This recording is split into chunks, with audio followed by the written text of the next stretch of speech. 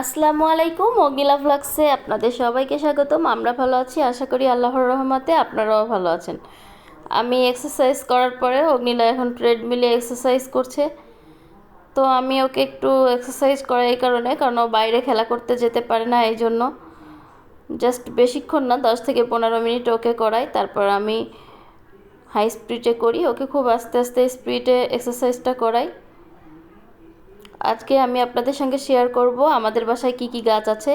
আমাদের এখনও বাসায় চারদিকে বাউন্ডারি ওয়াল দেওয়া হয়নি, এজন্য আমরা টিন দিয়ে দেখেন ঘিরে রেখেছি। আমাদের যতটুকু জায়গা ততটুকু জায়গা আমরা টিন দিয়ে ঘিরে রেখেছি। প্রথমে কিন্তু আমি দেখিয়েছি আমার লেবু গাছটা, তারপর দেখেছি আমার 12 মাসি একটা আম গাছ, আর এটা হচ্ছে একটা সাফেদা গাছ, ফুল এসেছে। আর এটা হচ্ছে লাল পেয়ারা গাছ। এখানে টমেটো গাছে টমেটো হয়েছে। আর এটা হচ্ছে থাইল্যান্ডের কদবেল গাছ। কদবেল গাছে ফুল এসেছিল, কিন্তু ফুল ঝরে গিয়েছে, ইনশাআল্লাহ সামনের বছর হবে। এটা হচ্ছে চেরি। আর এটা হচ্ছে অরবরই গাছ। গাছগুলো কিন্তু আমি ছোট ছোট লাগিয়েছি, আরও বড় হবে। আর এখানে দেখা যাচ্ছে কর্মচা গাছে অনেকগুলো কর্মচা হয়েছে, আর ছোট ছোট অসংখ্য কর্মচা হয়েছে, কিন্তু ছোট এজন্য বোঝা যাচ্ছে না।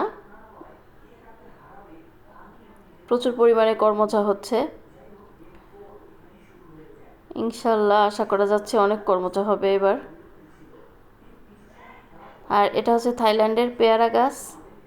গাছটিতে অনেক পেয়ারা হয়েছে, কিন্তু প্রচুর পরিমাণে রোদের কারণে বোঝা যাচ্ছে না, পেয়ারাগুলো বড় হচ্ছে না, ছোট আছে।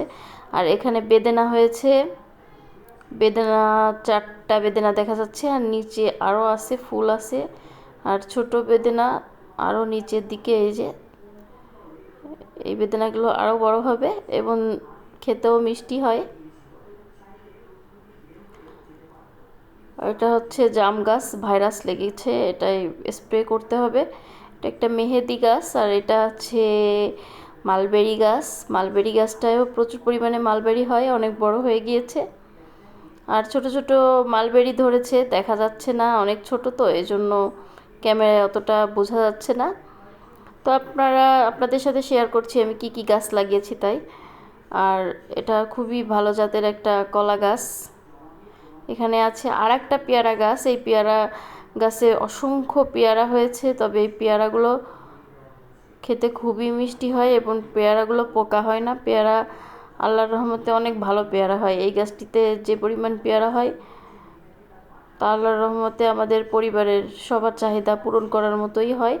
আর এখানে ছোট্ট একটি সাফেদা গাছ, আর এখানে আছে কমলালেবু গাছ। আর এই সাইডে লাগিয়েছি ড্রাগন গাছ। কিছুদিন আগে কিন্তু লতাপাতা পরিষ্কার করেছি, আবার ভরে গিয়েছে। আর এটা হচ্ছে বাসার পিছনের পিলার। এখানে অনেকগুলা সবজি গাছ লাগিয়েছিলাম, পেঁপে গাছ। আর পুরো বাড়ির ভিউটা আপনাদের দেখাচ্ছি। এই যে আপাতত আমরা টিন দিয়ে ঘিরে দিয়েছি, ফিউচারে আমরা এখানে বাউন্ডারি ওয়াল দিয়ে দিব। বাড়ির পিছন সাইডটা শুধু বাউন্ডারি ওয়াল দেওয়া, আর ওইখানে আমার সাবমার্সেল বসানো। আজ শুধু আমার বাসায় কি কি গাছ লাগিয়েছি আমি সেটাই আপনাদের সঙ্গে শেয়ার করব। এখানে মরিচ গাছ, অনেকগুলো ফুল গাছ আছে বাসার সামনে। এটা হচ্ছে রঙন ফুল গাছ, আর এটা হচ্ছে টগর গাছ। এই টগর গাছটা বর্ষাকালে অনেক টগর ফুল ফুটবে। যে রঙ্গন ফুল গাছটা থোকায় থোকায় অনেক ফুল ফুটে আছে আর কলি হয়েছে।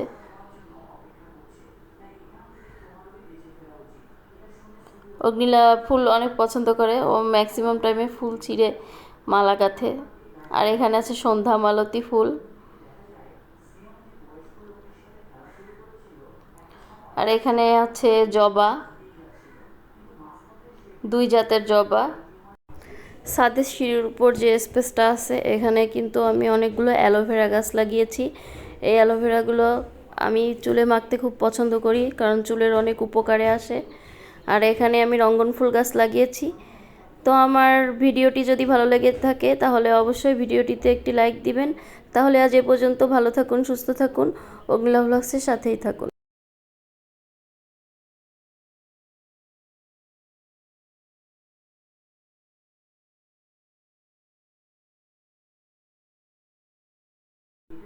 ভালো থাকুন, সুস্থ থাকুন, অগ্নিলা ভ্লগসের সাথেই থাকুন।